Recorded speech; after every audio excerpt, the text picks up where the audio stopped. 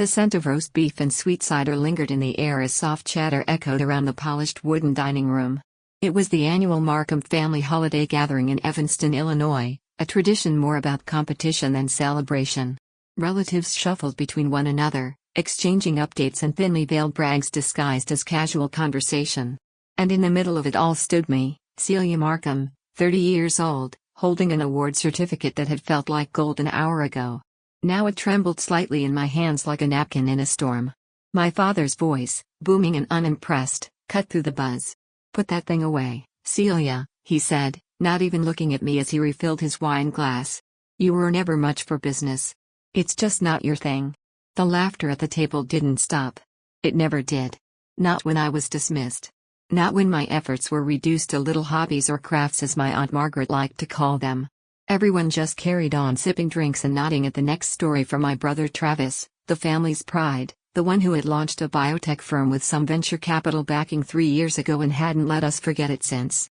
Travis leaned back in his chair, retelling how he'd landed a new government research contract. Dad beamed with pride, clapping him on the shoulder, his voice rising in admiration. That's what real entrepreneurship looks like. I stood there, invisible yet again. I had tried. This time I had really tried. I thought maybe the award, first place in the Midwestern Innovation and Technology Showcase, might stir some acknowledgement. Not because it was prestigious, though it was. Not because the $10,000 prize money would go directly into improving our predictive modeling engine at MindLink, my tech startup. But because for once, I wanted my father to see me. Instead, I got the same old refrain. I wasn't the bright one. That had been declared by the time Travis won his first science fair in the 4th grade. I was sensitive, creative, the one with potential that never seemed to materialize in ways the family could recognize. My mother met my eyes from across the table. Her look was sympathetic but silent. That was her way, always quietly supportive in private, always non-committal in public. I gave her a quick nod, then turned and quietly excused myself, heading into the kitchen where I could catch my breath. The moment the door swung shut behind me, I let out a long exhale. I leaned against the marble counter, blinking back frustration. I knew I shouldn't have expected anything different. I'd learned over the years that any hope of validation in this house was misplaced. My success existed outside these walls. In labs, on servers, in data dashboards. But not here. Not in the place where only certain kinds of achievements counted. My phone buzzed in my pocket. It was a message from my co-founder, Ria. "Ria, investor call confirmed for Thursday. Goldman reps want a demo. You ready?" I stared at the screen for a second, then typed back. "Me, definitely. This could be the one. Ria, you gonna tell the family yet?" I hesitated. "Me, no. Timing's off. As usual. Because really, when would the timing be right?" My father, Charles Markham, was a retired manufacturing executive who'd made a name for himself in the 80s. He believed in handshakes, physical products, and the stock market section of the newspaper. Anything digital was a mystery to him, invisible money, as he liked to joke. And he wasn't joking. He'd declared my decision to leave my position at the consulting firm rash. When I started MindLink, he asked me if I was just freelancing from home. And when I tried to explain the AI-driven consumer behavior modeling we were developing, he changed the subject to Travis's new startup office in Palo Alto. I slipped my phone back into my purse and looked around the kitchen. Same wallpaper, same tea kettle, same childhood fridge covered in postcards from Travis's international travels. None from me, of course. I hadn't been asked for updates in years. I'd stopped volunteering information long ago. After my undergrad in computer science, when I earned a rare spot in a machine learning program abroad, no one had even asked what it meant. When I got published in a leading academic journal, my mother said, "That's nice, dear," and passed me a bowl of mashed potatoes. So I stopped bringing things up. I trained myself to smile and nod, to cheer for Travis from the sidelines, and to quietly build something of my own far from their line of sight. MindLink had begun in a rented co-working space with one whiteboard and an old desktop. Ria and I bootstrapped it with our own savings, sleeping in shifts some nights while we ran server stress tests and trained neural networks. We studied behavior trends for months, refining our algorithms to predict not just what users would buy, but why, emotions, subconscious bias, environmental factors. It had taken us 2 years and 5 near pivots to land our first big client. But in that house, it was still, "How's your little website project going?" I stood there in the kitchen, staring down at my certificate still tucked under my arm. The Midwestern Showcase had been a big deal. Dozens of startups had competed. Goldman Sachs had sent scouts. Rhea and I had been pulled aside after our pitch and told, in no uncertain terms, "You're doing something here no one else is." We'd made the short list for a major tech grant. If that call on Thursday went well, MindLink wouldn't just be funded, it would be known. And yet, all they wanted from me tonight was a tray of deviled eggs and a smile. The door creaked open. Aunt Margaret poked her head in. "Oh honey, are you okay? You left so suddenly." "I'm fine," I replied smoothly, slipping the certificate into my handbag. She approached and gave me one of those concerned but condescending looks. "You know, you don't need to compete with Travis. We all have our own strengths. Maybe this tech thing is just a phase. You were always so artistic. Maybe interior design?" I smiled. Not bitter. Not sharp. Just practiced. "I'll think about it." As she left, I turned and poured myself a glass of water. But the water tasted like fuel, because my anger was back, and with it, a promise I made silently. They'll see soon. They'll all see. By Thursday morning, the energy inside the MindLink office was palpable, electric, almost humming. Even the exposed brick walls and polished concrete floors seemed to be leaning in, listening, waiting. It was the kind of day that either redefined the trajectory of a company or left it reeling. I stood in the kitchenette, nervously stirring my coffee, my fingers twitching despite my calm exterior. Rhea had just finished triple-checking the demo environment. Our lead developer, Marcus, was at his desk wearing headphones but not actually listening to music, just drowning out his nerves. The Goldman call was in less than an hour. "I can't believe this is happening," Rhea said, popping into the kitchenette, her eyes wide but controlled. 2 years ago we were begging people to even read our email pitches.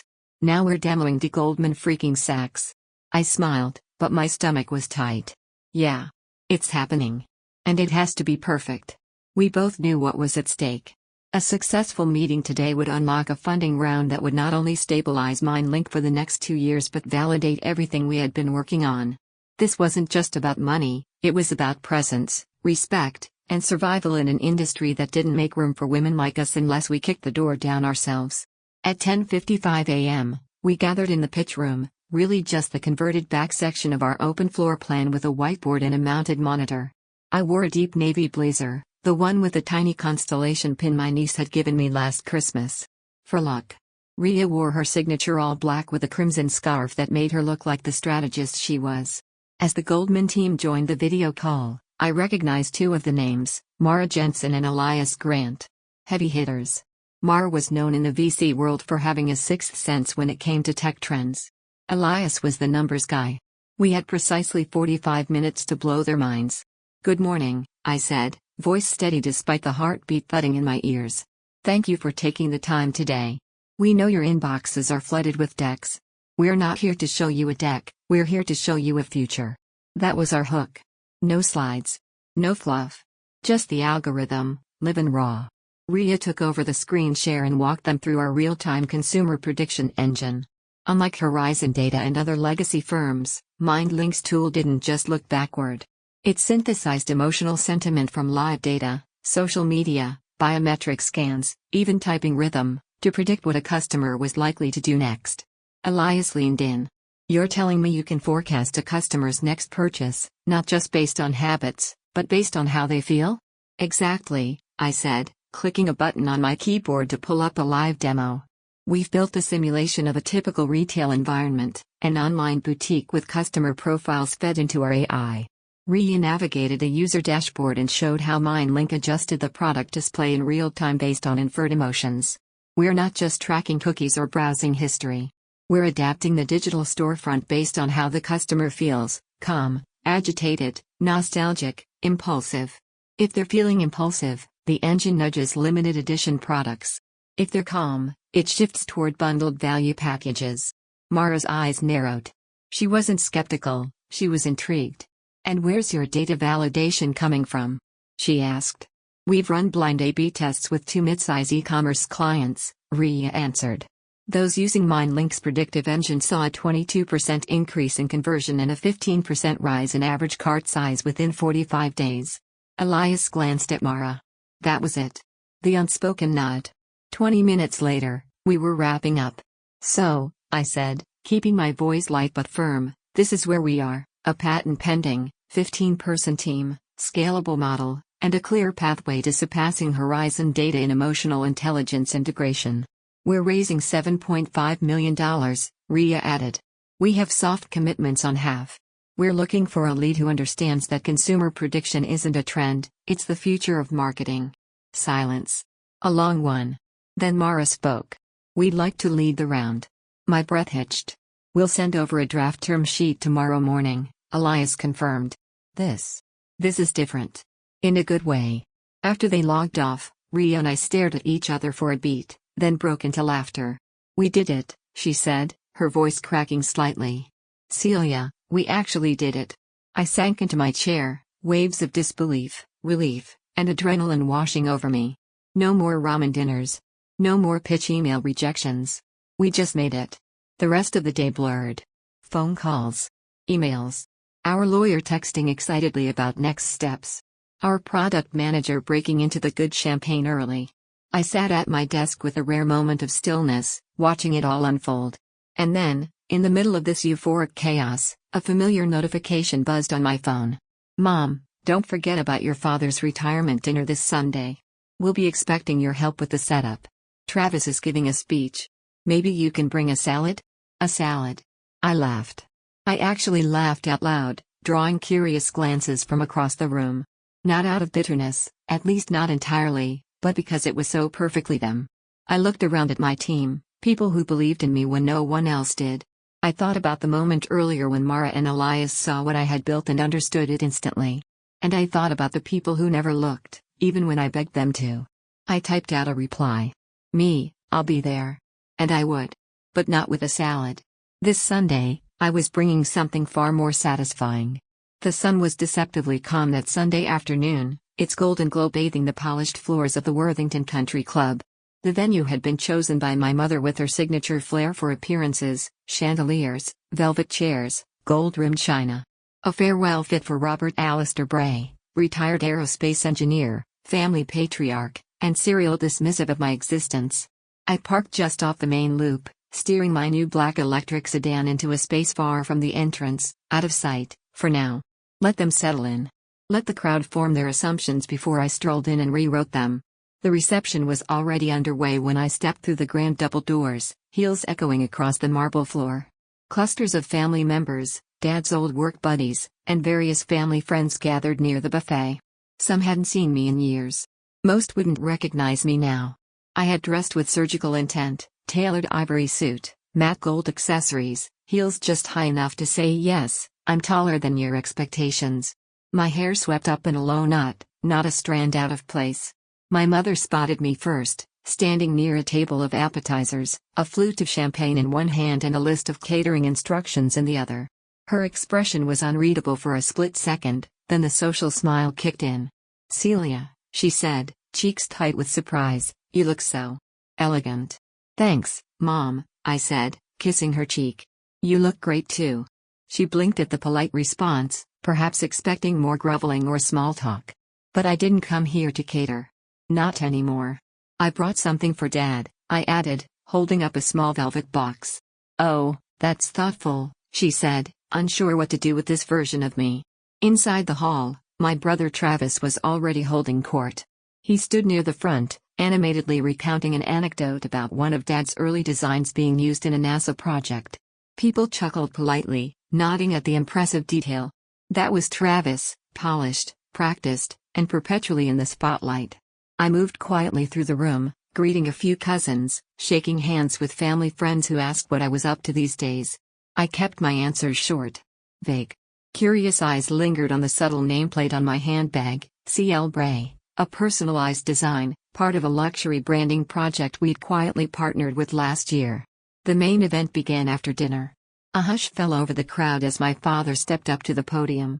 A slideshow of grainy black and white photos played behind him, showing him in his early career, shaking hands with astronauts, drawing blueprints, standing on runways beside test jets. A curated legacy. Thank you, everyone, he began, adjusting the microphone. This evening means more than I can say. 38 years in aerospace, countless projects, and some unforgettable friendships. I'm honored. He glanced toward my mother, offering a rare softness. To my wife, Evelyn, the backbone of our home, my eternal proofreader, thank you. Everyone applauded. And of course, he continued, to my children, Travis, whose financial insights and leadership have made us proud. And Celia. Who? Well. Here it came. Who's always marched to the beat of her own drum. Even as a little girl, she insisted on building things from scratch, even if they didn't quite work at first. Laughter trickled through the crowd. She's always been passionate, creative, never afraid to try something unconventional. I held my champagne glass steady. I may not have always understood what she was working on, he said, a slight chuckle in his voice, but I'm told she's making waves in tech, now? A few polite nods. Whispers. One uncle leaned toward another. Actually, I said, stepping forward, if I may? Every eye turned to me. My father froze at the mic. I was already climbing the small platform stairs, the box still in my hand. Go ahead, he said warily. I took the mic. Thank you, Dad. I know we haven't always seen eye to eye. You built planes. I built something less visible. I opened the velvet box and pulled out the small, sleek glass award inside. This week, my company, MindLink, closed a funding round led by Westlake Ventures. Our current valuation sits at $90 million. A pause. A shift in the room's oxygen. A champagne flute clinked somewhere. We specialize in predictive emotion-based analytics, something most people never see but feel every day when they shop, click, browse. We're changing the landscape of digital behavior modeling. And we're just getting started. Gasps. Audible ones. Aunt Joan dropped her dessert fork. Someone near the back whispered, "Did she say 90 million?" I met my father's eyes. He was still as stone. I brought this, I said, turning the award toward him. It's the Innovators Award for Women in Tech. First time it's ever gone to someone in Ohio. He stepped forward mechanically, accepting it with a nod. A flicker of something in his eyes, pride, confusion, perhaps even regret. Happy retirement, Dad, I said. You once told me I'd never be the bright one. Turns out I was just on a different wavelength. And with that, I handed him the award, turned back to the stunned audience, and descended the stairs. Travis approached after the applause died down, more awkward than usual. That was unexpected. I smiled. The future usually is. The party didn't end the moment I walked off that stage, it just changed frequencies. Conversations around me shifted like tectonic plates, old alliances dissolving, new ones forming, all under the canopy of soft jazz and sunset-tinted string lights. People who once offered nothing more than side glances at holidays now approached with eager smiles. Cousins I barely remembered recounted stories I hadn't heard since childhood, suddenly recalling that they always knew I was brilliant. My Aunt Joan, who used to remind me I should have become a school teacher like her, now clasped my hands with both of hers. I always told your mother you had something special, dear, she said. Did she? I smiled and nodded anyway. Across the lawn, Travis stood stiffly beside his wife Jennifer. His expression was unreadable, part discomfort, part reevaluation. Jennifer, on the other hand, seemed genuinely impressed. I had no idea you were doing something so big, she said when I made my way to them. You should have told us. We would have loved to celebrate that with you. Thanks, I replied. I did try. Just wasn't the right audience, I guess. Travis cleared his throat. Well, maybe you were just waiting for the right time. Maybe, I said, offering him a diplomatic smile. We exchanged a few more niceties, but it was obvious the foundation of our sibling dynamic had fractured, tilted under the weight of a truth that couldn't be diminished or ignored anymore. I no longer lived in the shadow of his corporate promotions and secondhand praise. In that moment, we were equals. No, correction, he now had to catch up to me. Later, as twilight fell and fairy lights cast their soft glow over the tables, I found myself standing alone at the bar, sipping club soda. That's when someone unexpected approached. Celia, said a voice from my past. I turned to see Mr. Felder, my high school computer science teacher. I hadn't seen him in over a decade, but there he was, still in his ever-present blazer, the same kind he used to wear while grading papers during lunch breaks. Mr. Felder? I asked, surprised. You're here? He laughed. Your mom invited me. Said it might be good for your dad to have a few old friends here, and I suppose she thought I counted. He sipped his wine, then gave me a knowing look. I read the articles. Saw the valuation. And I just wanted to say, well done, Celia. You were the only student I ever had who reprogrammed the vending machine to offer secret menu items. I burst out laughing. That wasn't just me, remember? You helped. I looked the other way, he said with a wink. Big difference. We chatted for a few minutes about the company, about my journey, and about the fact that he had suspected, way back then, that I would build something that mattered. It was the most genuine conversation I'd had all evening. Just as he excused himself to find the dessert table, my mother reappeared at my side, her posture tense but composed. Your father wants to speak with you before people start leaving, she said. He's not great with words. Don't expect too much. I nodded, already knowing the limits of what he could give. We met near the edge of the garden, the sounds of conversation muffled by a curtain of hedges. He was standing with his back to me, sipping whiskey from a short glass and staring at the koi pond. I thought you might have left already, he said without turning around. Nope. Still here. He took a slow sip before turning to face me. You caught me off guard, he said, gesturing vaguely toward the lawn. That whole speech. The company. The car. I didn't know. I know you didn't, I said simply. You never asked. He looked down, his mouth a hard line. That's fair. For a long moment, we stood in silence. Then he finally looked up, meeting my eyes. I was wrong about you, he said. I wanted you to be something I could understand. Something I could explain at barbecues. I didn't know how to handle what you were actually building. I waited. That might be the closest to an apology I'd ever get. But you've built something real. And I see it now. Thank you, I said. That means more than you probably know. He reached into his jacket pocket and pulled out the velvet box I'd given him earlier in the evening. Finally, he opened it. The engraved watch shimmered in the fading light. He traced the inscription with his thumb, to new beginnings. Love, Celia. He cleared his throat. I'll wear it, he said, almost defensively. I hope so, I replied, smiling.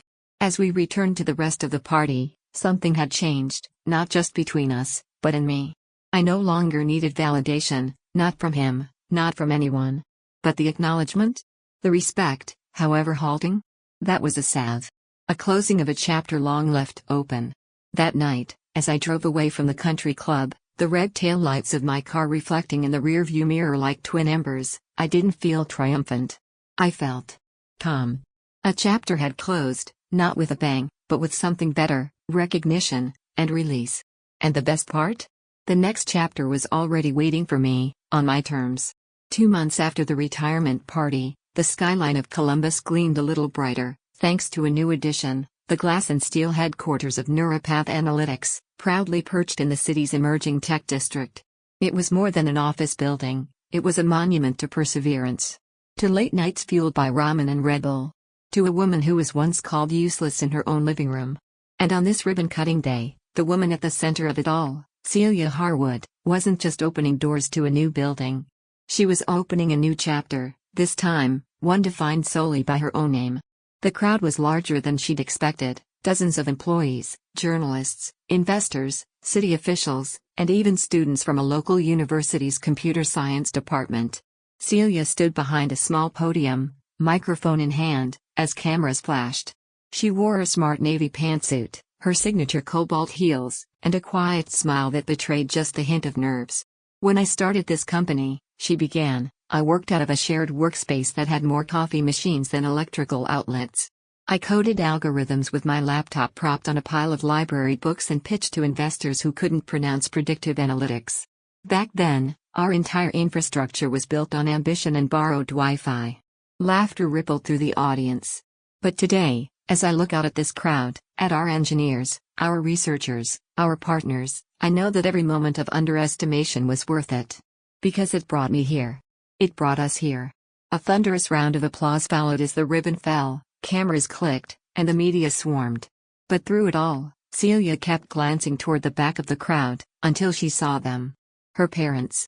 Her mother stood slightly behind her father, dabbing the corner of one eye discreetly with a handkerchief. Her father's arms were crossed, his expression unreadable. But he was there. That mattered. After the ceremony, The Harwoods were led on a personal tour by Celia herself. "This is our research lab," she said, gesturing toward a sleek room with interactive dashboards glowing against the walls. "This is where the predictive behavioral models get fine-tuned." Her father peered inside. "Not what I pictured when you said algorithm." He gave a half smile. "Less math, more lights." Celia chuckled. "It's both." He nodded slowly, the way people do when they're processing something far larger than they ever anticipated.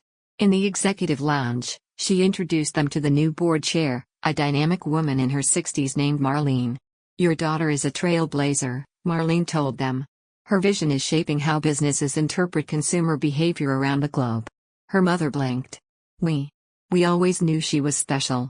Celia smiled politely, choosing peace over pride. They could catch up in their own way, at their own speed. Later that afternoon, her brother Travis arrived. He'd skipped the ribbon cutting, citing a last-minute meeting, but now stood in the glass atrium with a slightly sheepish grin. "This place is impressive," he admitted. "Thanks," Celia said, leading him through the building. They passed the analytics hub, the innovation lab, and the communal cafe where employees mingled over artisan coffee and whiteboard sketches. "I wanted to say," Travis began as they settled into a corner of the cafe, "I was wrong. About you. About all of this." Celia raised an eyebrow. "I mean," he continued, running a hand through his hair, "I knew you were smart. I just didn't think you were building this. Honestly, I figured it was just another tech hobby." She let him speak, not out of condescension, but because she understood now that the truth always catches up, sometimes quietly, sometimes with a jaguar and a Forbes article. "I appreciate that," she said at last. "It wasn't a hobby. It was everything." He nodded. "I get that now. Actually, I was wondering if you'd ever consider consulting for Hamilton Capital. We're looking to modernize our analytics, and well, your tech could be a game changer." It was the same request she'd made of him years ago, back when she was coding in her apartment and he was too busy to listen. She didn't gloat. Instead, she smiled and said, "Have your director of strategy email our implementation team. We're booked for the quarter, but we'll do what we can." Professional. Polished. Powerful. Travis nodded, accepting the boundary with quiet grace. "I'll do that." That night, Celia returned to her downtown condo, overlooking the very skyline her company now helped define. As she kicked off her heels and curled into her couch with a cup of herbal tea, her phone buzzed. A message from Eliza. "Investor dinner tomorrow. Board wants you to say a few words about legacy. Want help drafting something?" Celia stared at the screen for a long moment before replying. "Nope. I know exactly what I want to say." The next evening, she stood before a small group of top investors and executive board members in a private dining room draped in candlelight and mahogany. They toasted champagne, passed hors d'oeuvres, and spoke about expansion into Europe. But when Celia rose to speak, she set her glass down and said simply, "My legacy isn't just this company. It's every girl who's ever been told she is not smart enough. Every woman who's been called too emotional to lead. Every quiet dream dismissed by loud expectations." She glanced across the room, locking eyes with no one and everyone. "I built this from whispers. From rejection. From being the second choice. And now, I'm the CEO of a company that listens, to patterns, to people, and to possibility." Applause swelled, but Celia didn't bask in it. She sat down, took a sip of her wine, and leaned into the warm, steady silence of contentment. She had nothing left to prove, only more to build. Because this wasn't just a story of vengeance or validation. This was her story. Written in code, in courage, and finally, in capital letters.